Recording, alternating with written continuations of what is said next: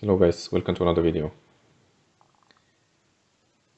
Today I want to discuss about the Dell OptiPlex 790. I was planning to transfer the entire motherboard into a normal computer case, pretty much as the Penny 4, but I was stopped by a couple of things. This motherboard will work properly if you try to transfer it into a different computer case using the normal power supply, the memory sticks and everything you want to install on it, including the Crossfire here. Anyway, let's talk. Let me show you a couple of things that you probably were not aware of. Let's start by the sensor. This is the air sensor. You can also remove it from here, from the proprietary Dell.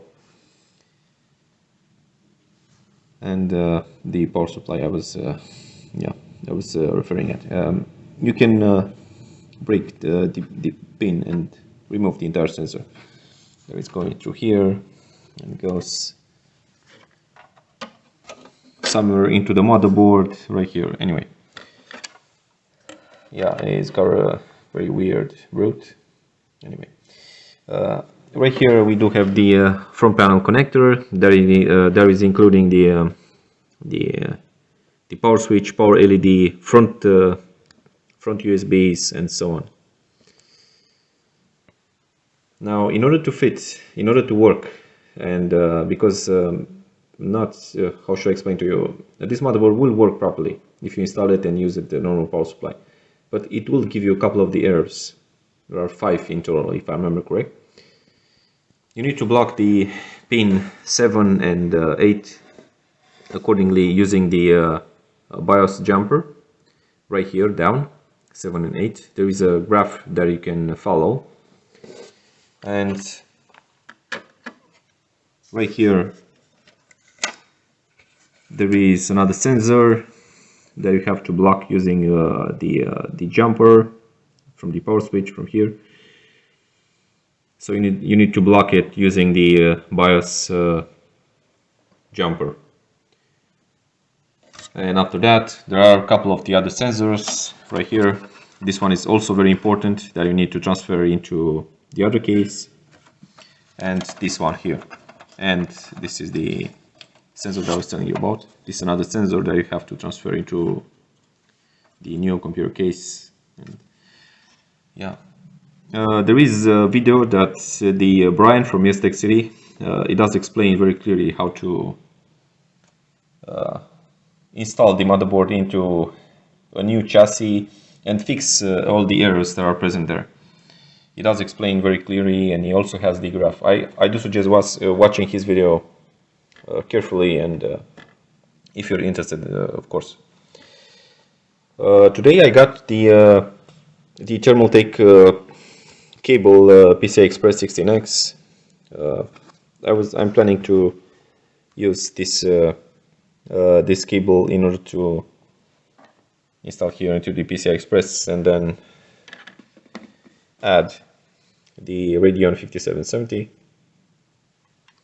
But there is another problem again. Using this Dell, there is no Molex cables here from the power supply. This proprietary Dell power supply, it's limited to the cables management and all of that. You see the wiring, how they made here, and he's following this route. He has 20+4, the connector for the power supply, of course, but it doesn't have. He only has the SATA connector, two for the one for the DVD burner, and the other for the Kingston. So you cannot use the second hard drive or anything like that. So yeah, you're pretty much limited in terms of wiring, pardon. And in order to power on the with the dedicated GPU graphics card, you'll be needing a different power supply. I do have a power supply right here. It's no name, but it will work, I'm sure of it. So using the secondary power supply, I will block here the teal wire and black, these ones too.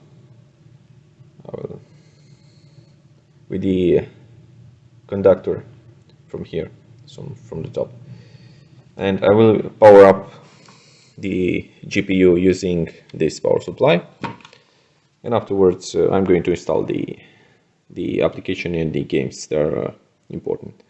Of course, I will be removing the DVD burner in order to use the secondary drive for my games, and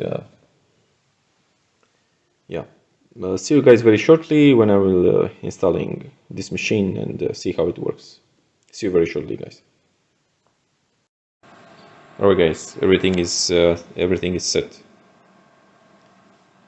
So right now we have the molex installed, we do have the 6-pin connector installed into the video card, and we do have the second power supply. In order to make this machine work, all I did was put together the teal wire and black wire, as shown here, right here. The computer, now the GPU is independent, while on the other hand the system is using his own power supply. And all I have to do, so when I'm starting, there is a gap here. When I'm starting the computer, first the GPU will start as first, and secondly the system must be powered on from here, and everything will work properly. It does need the battery to be the CMOS battery to be replaced, because the time remains behind and it gives me the error. But other than that, everything is working fine. I would like to show you the games, and but it will take a lot of time, and I have to prepare for work already. I hope you understand my situation. See you guys next week with more tests and reviews. Thank you for watching once again, guys. Thank you for watching once again, and see you in the other videos. Bye.